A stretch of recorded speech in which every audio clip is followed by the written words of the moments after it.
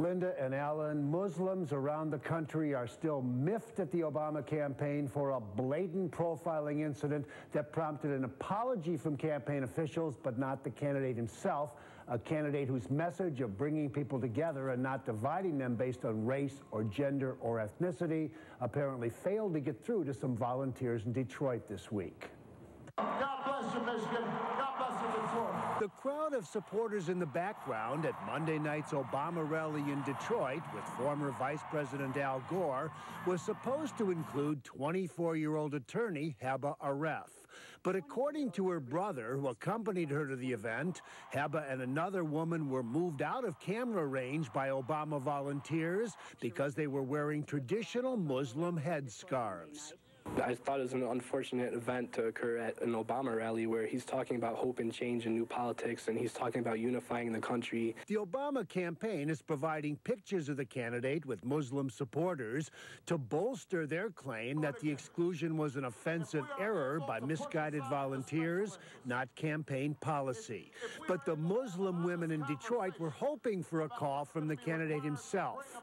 And the Council on Islamic Relations in Chicago says the incident is another disturbing example of ongoing insensitivity nearly 7 years after the 9/11 attacks.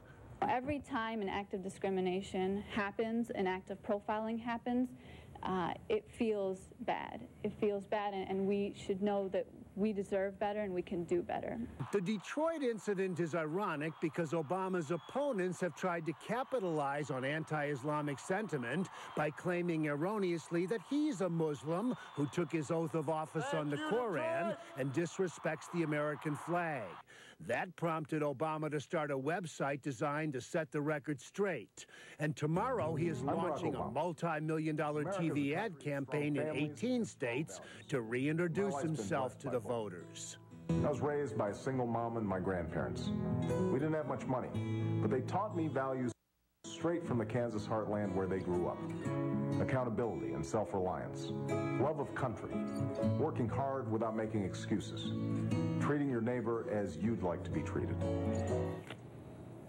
As you can probably tell, the ad has a folksy charm, and it's aimed directly at the values of working-class voters in the heartland, voters who favored Hillary Clinton in the Democratic primary and may be leaning toward John McCain today because of ongoing questions about Obama's judgment and experience, and that's what McCain's been hammering away at day after day. And in a final bit of irony, the same Obama campaign spokesman who apologized to those Muslim women in Detroit is saying today that as president, Obama will do everything in his power to kill or capture and execute Osama bin Laden. Tough to walk that tightrope between being tough and sensitive, but that's what Obama's trying to do. All right, Andy, thank you.